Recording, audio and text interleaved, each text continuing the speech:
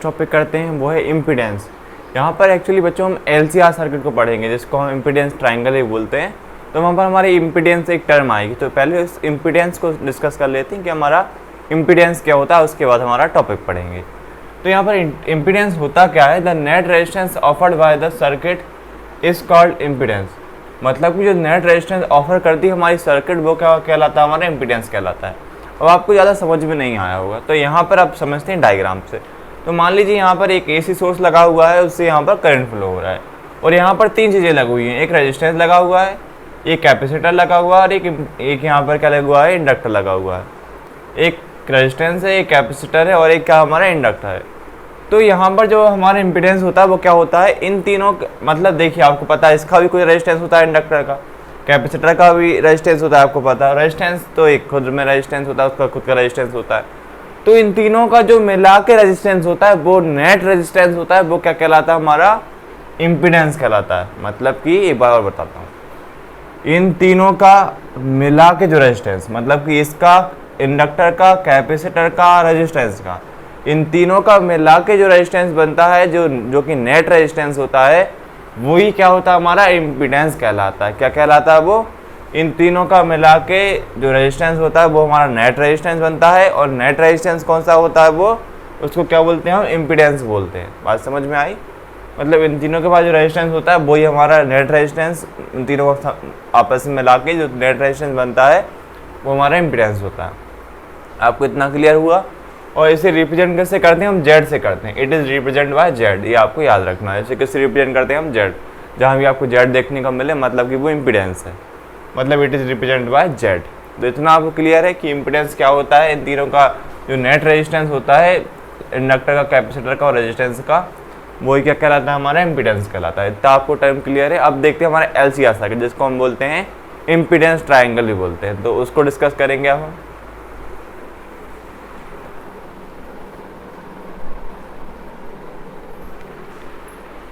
चलिए बच्चों, हमने इम्पीडेंस को तो समझ लिया। आप समझते हैं जो हमारा टॉपिक था LCR सर्किट, और जिसे हम इम्पीडेंस ट्रायंगल भी बोलते हैं।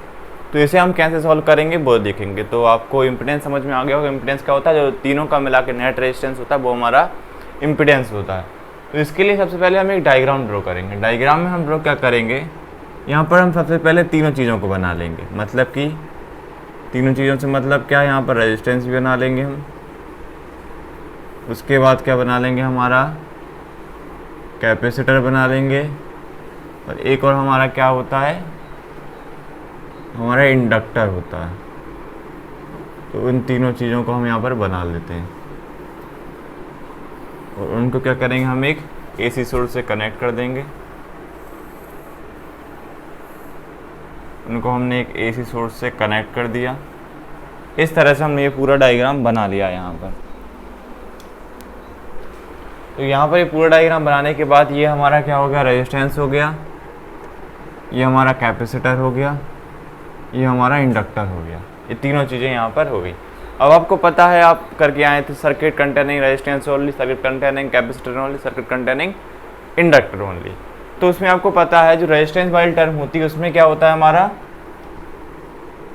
जो हमारा करंट होता है और EMF होता है, दोनों के बीच का फेज डिफरेंस कितना, 0 होता है। मतलब कि दोनों हमारे एक ही डायरेक्शन में इस तरह से होते हैं, ना कोई वहाँ पर लीड करता है ना लेकिन, मतलब सेम फेस में होते हैं दोनों चीज़ें। ये बात आपको पता है, यदि आप वो टॉपिक करके आ रहे हैं तो मतलब ये दोनों सेम फेस में होती है। दूसरी बात, यदि कैपेसिटर की बात करें हम, तो कैपेसिटर में क्या होता है, हमारा जो करंट होता है वो लीड करता है, तो करंट इस तरह से बनाते थे हम, और जो E होता है मतलब EMF होता है वो हमारा लैग करता है। तो ये हमारा करंट होता है, ये हमारा EMF होता है। ये आपको पता है, इसको हम EC से लिख देते हैं क्योंकि EMF इन कैपेसिटर के लिए EC लिख दिया। और वहीं पर आपको इंडक्टर के लिए पता है, इंडक्टर में क्या होता है हमारा, इंडक्टर में हम क्या करते हैं, इंडक्टर में हमारा करंट लैग करता है और कौन, हमारा EMF लीड करता है।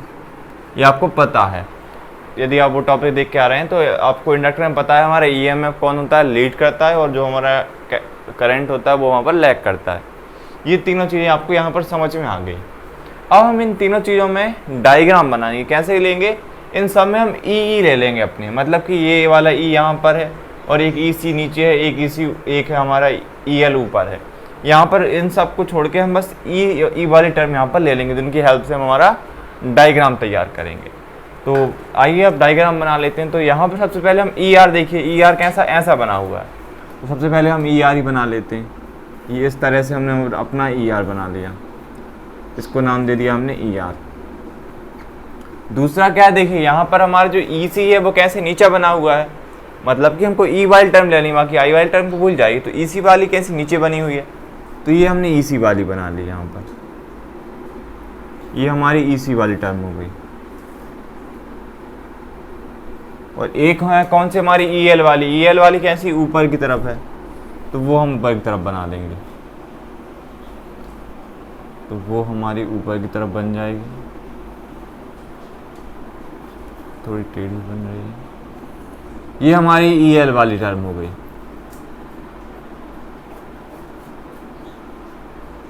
एक हमारी EL हो गई, एक EC हो गई, एक ER हो गई। तो इस तरह से हमने बाकी इन सब में I वाली टर्म को छोड़ के E वाली टर्म को ले लिया और इस तरह से इसको डायग्राम को तैयार कर लिया। अब हम इस डायग्राम में थोड़ा सा चेंज और क्या करने वाले हैं, जो यहाँ पर EL है और EC है, हम क्या करेंगे एक ही डायरेक्शन में बना देंगे। मतलब कि अभी एक क्या है, एक ऊपर है एक नीचे है, तो जो EC वाली टर्म है इसको भी हम इसी के साथ ड्रॉ करेंगे।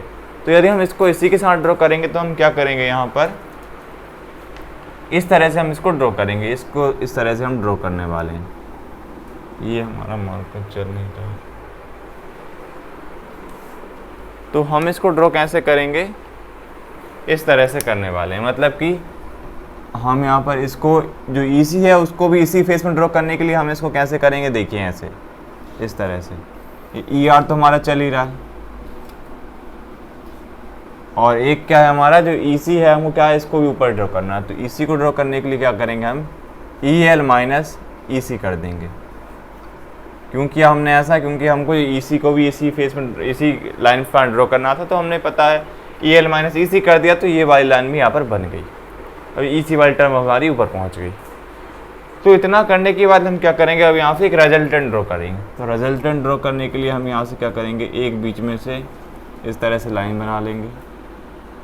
इसको हम क्या नाम दे देंगे, ये हमारी E0 हो जाएगी। और E0 के बाद देखिए ये हमारी, इनको इसके साथ हम इसके साथ ऐसा मिला देंगे, और बाकी भी हम नीचे भी इसी तरह इसको इसी तरह ऐसे मिला देंगे, इस तरह से। ये हमारा डायग्राम बन गया, ये हमारा डायग्राम बन गया। ये ELC और EL माइनस EC हो गई। तो देखिए ये वाली साइड भी सेम है और ये वाली साइड, मतलब कि दोनों साइड इक्वल है। तो ये वाली हमारी कितनी हो जाएगी, EL माइनस EC हो जाएगी। और इसको हम नाम दे देते हैं, ये हमारी A हो जाएगी और ये हमारी V हो जाएगी, ये हमारी C हो जाएगी। और इनके बीच में जो एंगल होगा उसको हम फाई नाम दे देते हैं, मतलब कि फेस डिफरेंस। फाई मतलब क्या हो जाएगा हमारा, फेस डिफरेंस, जिसको फाई किससे रिप्रेजेंट करते हैं, फेस डिफरेंस। तो वो हमारे यहाँ पर एंगल हो जाएगा। तो इतना आपको समझ में आया डायग्राम हमने ऐसे कैसे बना लिया ये वाला पूरा। तो ये डायग्राम हमारा मैन है, बाकी ये दो डायग्राम से मिलकर ये डायग्राम बना है। ये डायग्राम में आपको समझ लेना है ये डायग्राम कैसे बना है। सबसे पहले हम इनको तीनों कैपेसिटर ऑनली उन तीनों पार्ट को लिया, उसमें हमने E वाले टर्म को ले लिया। उसके बाद हमने इस तरह से डायग्राम को बना लिया। ये EC वाले टर्म को ऊपर ले गए तो EL माइनस EC ये वाला हमारा बन गया। अब हम इसी वाले का यूज़ करने वाले हैं यहाँ पर। तो इन दोनों को हम मिटा देते हैं और इसको हम यहाँ पर बना देंगे।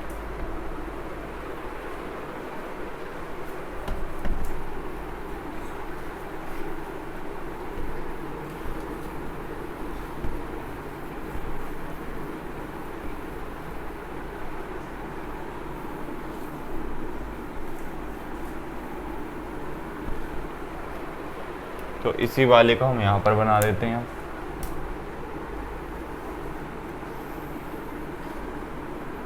ये कौन सी अपनी ER वाली है, ये कौन सी है EL माइनस EC है, EL माइनस EC वाली है। इसको क्या करते हैं, थोड़ा सा छोटा बना देते हैं। ER वाली टर्म है और ये कितनी अपनी E0 है। ये वाले को हम यहाँ पर बना रहे हैं और यहाँ पर इसको इस तरह से हमने बनाया था, इसको नीचे ड्रॉ कर दिया था इस तरह से। तो ये भी हमारी कितनी हो गई थी, EL माइनस EC हो गई थी। ये वाला डायग्राम था जिसको हमने यहाँ पर बना दिया था। इनके बीच का जो एंगल था वो कितना था, फाई, मतलब फेस डिफरेंस था। इसको A नाम दे दिया, इसको B दे दिया, C दे दिया।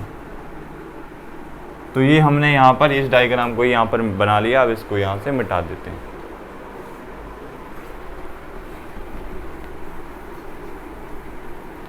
डायग्राम आपको समझ में आ गया होगा, डायग्राम हमने कैसे बनाया है। यहाँ पर ये वाले डायग्राम को हमने यहाँ पर बना लिया। अब समझते हैं इसे हम सॉल्व कैसे करेंगे। तो इसमें हम निकालेंगे net EMF of LCR circuit. तो यहाँ पर लिखेंगे net EMF of LCR circuit. तो net EMF of LCR circuit निकालने के लिए हम क्या करेंगे, यहाँ पर सबसे पहले तो हम लगाएंगे यहाँ पर पाइथागोरस। पाइथागोरस यहाँ पर क्यों लगाएंगे, क्योंकि हमको पता है, देखिए ये वाली हमारी ER वाली है, ये हमारी EL माइनस EC होगी, क्योंकि ये वाली हमको पता है ये ER वाली है, ER वाली लाइन है, ये EL माइनस EC, ये वाली हमको नहीं पता। तो यहाँ पर हम क्या लग सकते हैं, हमारा पाइथागोरस से हम लगा सकते हैं। आपको पता है ये वाली हमारी 90 डिग्री पे है, तो 90 डिग्री की सामने वाली कौन सी हो जाती है, हमारे हाइपोटेनियस हो जाती है। ये हमारा बेस हो गया, ये हमारा परपेंडिकुलर हो गया। ये आपको लिखना नहीं है, बस बता दिए समझने के लिए। तो आपको फॉर्मूला पता है, हाइपोटेनियस का स्क्वायर इज इक्वल टू में परपेंडिकुलर का स्क्वायर प्लस बेस का स्क्वायर। तो यदि यहाँ से हम स्क्वायर को हटा देते हैं तो उसके ऊपर क्या है, रूट पहुँच जाता है। तो यहाँ पर परपेंडिकुलर क्या है हमारे, EL माइनस EC है, तो EL माइनस EC का स्क्वायर आ जाता है यहाँ पर। और दूसरी क्या है हमारी यहाँ पर नीचे बेस वाली, तो बेस वाली क्या हो जाएगी हमारी, ER का स्क्वायर। तो ये हो गया ER का स्क्वायर।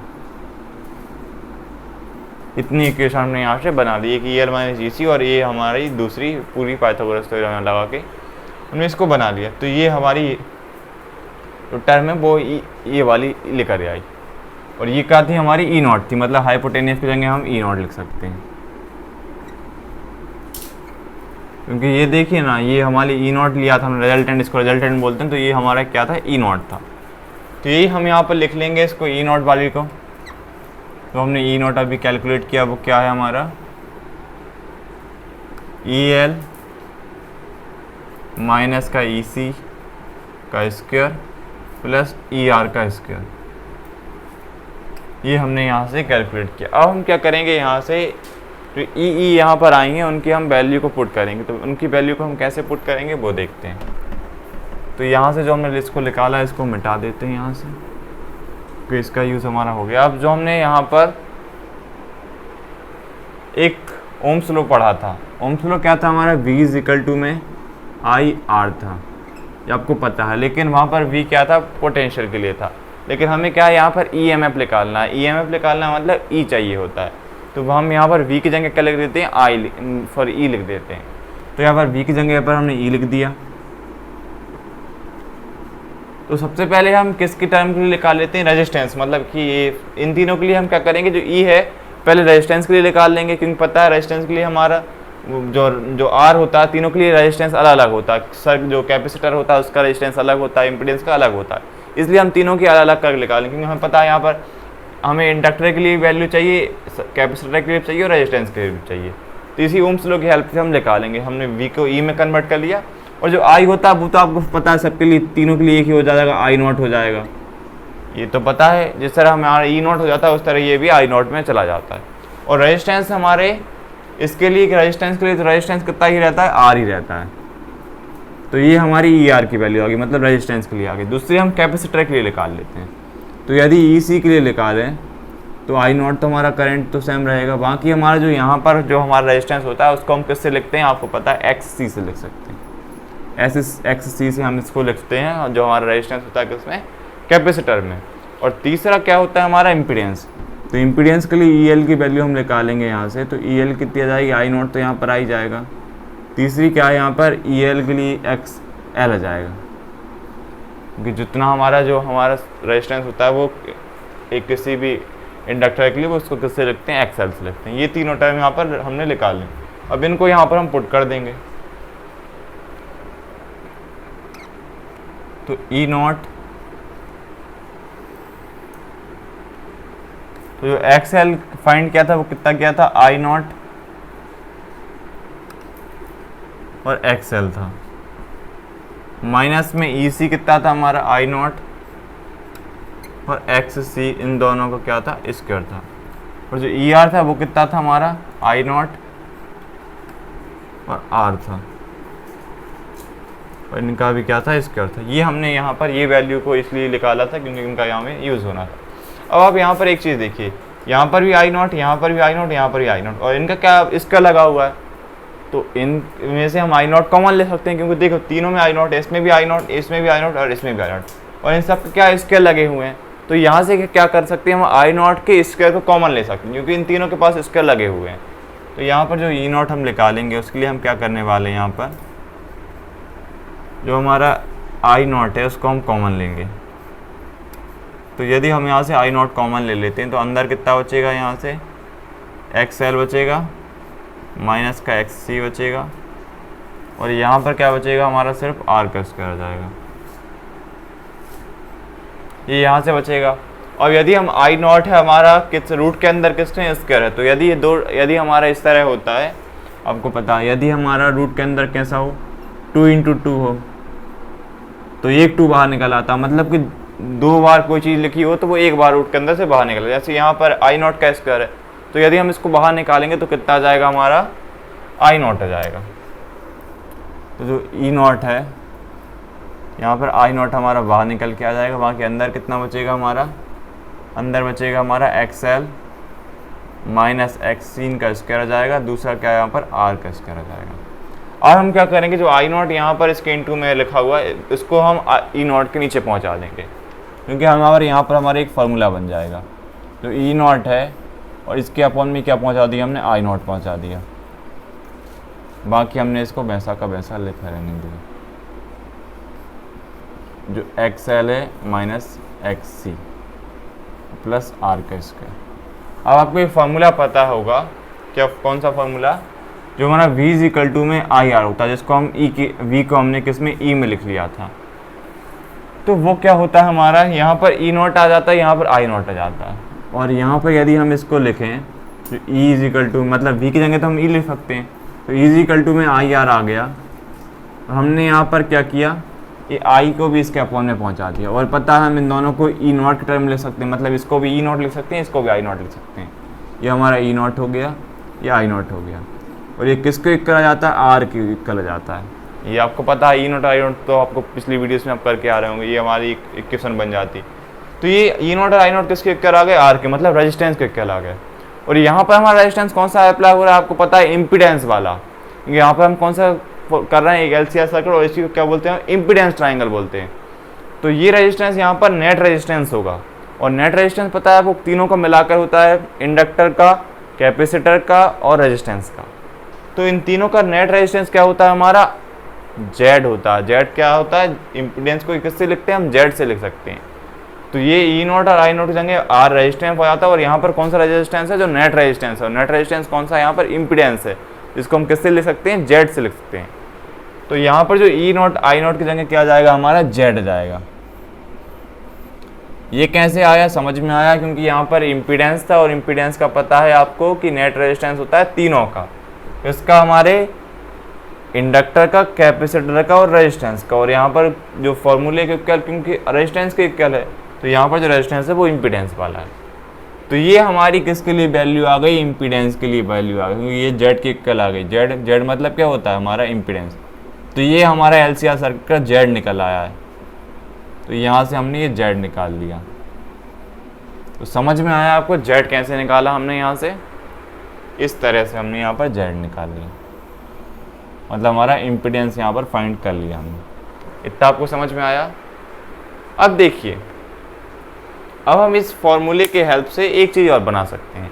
जो हमारा डायग्राम अभी हमने बनाया था, यदि हम यहाँ पर ये वाली हमारी टर्म थी, तो इन टर्म की हेल्प से हमने ये वाला डायग्राम बनाया था। अब जो यहाँ पर हमारी इक्वेशंस आई हैं, इनकी हेल्प से हम इस डायग्राम को चेंज कर सकते हैं। तो वो कैसे कर सकते हैं, तो उसको हम नीचे बनाते हैं।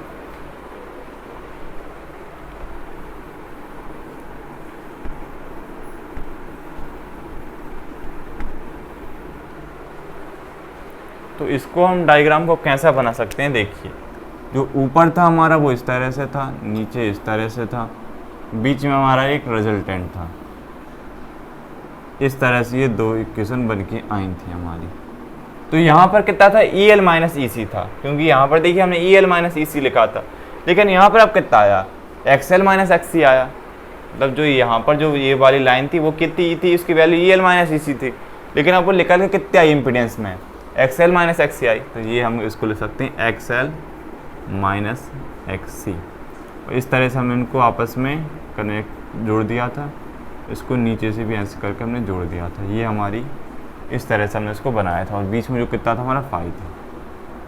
तो जो एक टर्म तो हमारी एक्स एल माइनस एक्स सी हो गई थी, तो ये सामने वाली हमारी कितनी हो जाएगी, एक्स एल माइनस एक्स सी हो जाएगी। और उसके बाद जो हमारा बीच की टर्म थी वो कितनी थी, ई नॉट थी, लेकिन ई नॉट कहाँ पर थी, ये वाली थी, लेकिन अब यहाँ पर कितना आ गया, जेड आ गया। पहले कितना था, ई नॉट था, लेकिन अब कितना आ गया, जेड आ गया। तो ये कितनी हो गई हमारी, जेड हो गई। और यहाँ पर ये कितनी थी, ये ई आर थी, यहाँ पर ये देखो ई आर लिखा हुआ, लेकिन इतना अब यहाँ पर क्या आ गया, आर आ गया। तो ये हमारी आर हो गई। तो यहाँ से हमने ये डायग्राम बना लिया। अब इसको ये नाम दे देते हैं, ये हमारी बी हो गई और ये हमारी सी हो गई। तो यहाँ पर जो इक्वेशन आई उसकी हेल्प से हमने दूसरा डायग्राम यहाँ पर तैयार कर लिया। तो इतना आपको समझ में आ गया होगा। अब देखते हैं हमारा जो फेज डिफरेंस है उसके लिए, मतलब जिसको हम tan फाई से रिप्रेजेंट करेंगे, उसकी वैल्यू देख लेते हैं। तो उसको हम कैसे करेंगे इतना आप नोट कर लीजिए, उसके बाद हम उसको करेंगे। तो यहाँ पर अब इसको यहाँ से मिटा देते हैं।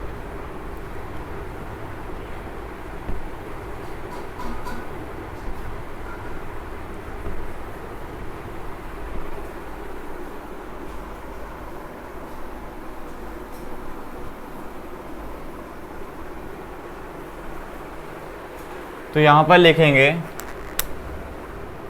फेज डिफरेंस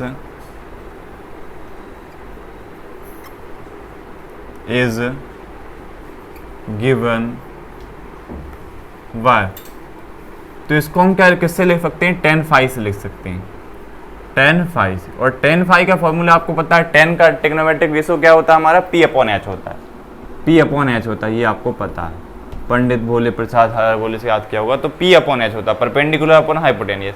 और यहाँ पर देखिए इस वाले में यदि हम देखें, ये वाले में, तो यहाँ पर हमारी परपेंडिकुलर क्या है, ये वाली है, और बेस क्या है हमारा, ये है, और हाइपोटेनियस क्या है, ए है।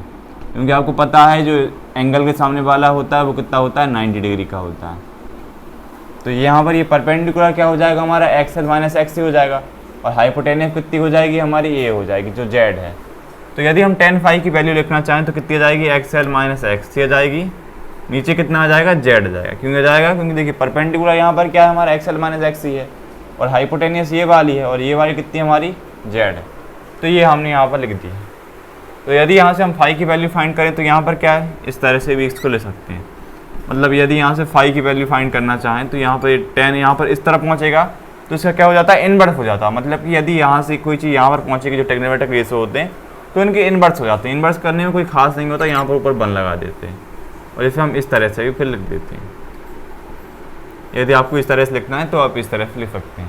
तो ये हमारा फेज डिफरेंस हो गया, फाई से जिसको रिप्रेजेंट करते हैं, ये हमने यहाँ से निकाल लिया। और यहाँ पर अब एक टर्म और आती है हमारी पावर फैक्टर। तो पावर फैक्टर और देख लेते हैं वो कैसे निकालते हैं। तो एक चीज़ और देख लेते हैं, पावर फैक्टर। तो इस पावर फैक्टर कैसे निकालते हैं, इसको हम लिख सकते हैं कॉस फाई से।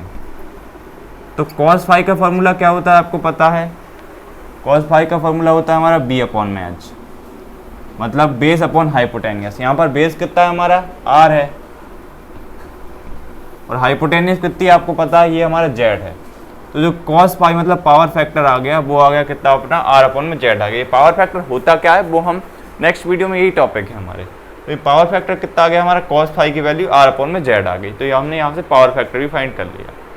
और अब यदि हम इसको, ये जो हमारी ऊपर इक्वेशन आई है जो हम अभी निकाली थी, जो इम्पीडेंस के लिए निकाली थी, इम्पीडेंस के लिए हम क्या निकाल के लाए थे आपको पता है, इस तरह से हम रूट के अंदर था हमारा XL माइनस XC का स्क्वायर था प्लस R का स्क्वायर था, ये आपको पता है।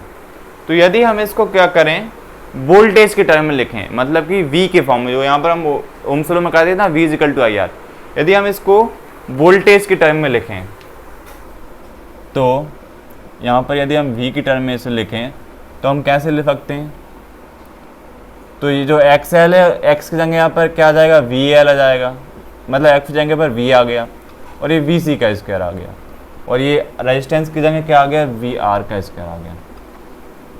ये हमने, आप क्या करेंगे, ये क्या कर दिया, ये क्या किया हमने, इसको वोल्टेज के टर्म में लिख दिया, मतलब वो वहाँ पर V आता था ना, V इज इक्वल टू में आई, जो हमको इसको E में कन्वर्ट कर देते थे, तो हमने इसको क्या किया, वोल्टेज के टर्म में यहाँ पर ऐसे लिख दिया, क्योंकि हमने कोई खास नहीं किया, जो X की जगह उसे V में कन्वर्ट कर दिया। तो इसकी हमें फ़ायदा क्या मिलेगा, यदि हम करंट के लिए इक्वेशन लिखना चाहें, मतलब I इज इक्वल टू में क्या होता है हमारा, V अपॉन में R होता है।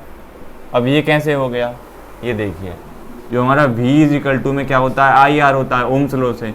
यदि हम यहाँ से I की वैल्यू फाइंड करें तो V अपॉन में R आ जाएगी, ये आपको समझ में आ गया होगा। तो यहाँ पर हमारा V तो हमने वोल्टेज के टर्म में तो इसको लिख लिया, लेकिन यहाँ पर रेजिस्टेंस क्या है, यहाँ पर कौन सा रेजिस्टेंस की बात कर रहे हैं हम, नेट रेजिस्टेंस। तो नेट रेजिस्टेंस यहाँ पर कौन सा, इम्पीडेंस है, और इम्पीडेंस को हम यहाँ से क्या लिख सकते हैं, Z लिखते हैं।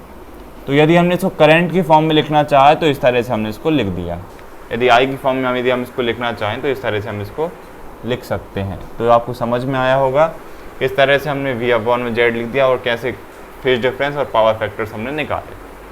तो ये था हमारा LCR सर्किट, जिसको हम इम्पीडेंस ट्रायंगल ही बोलते हैं। समझ में आपको आया होगा, ईजी था लेकिन थोड़ा सा बड़ा था। मिलते हैं अगली वीडियो में। Thank you for watching this video, thank you.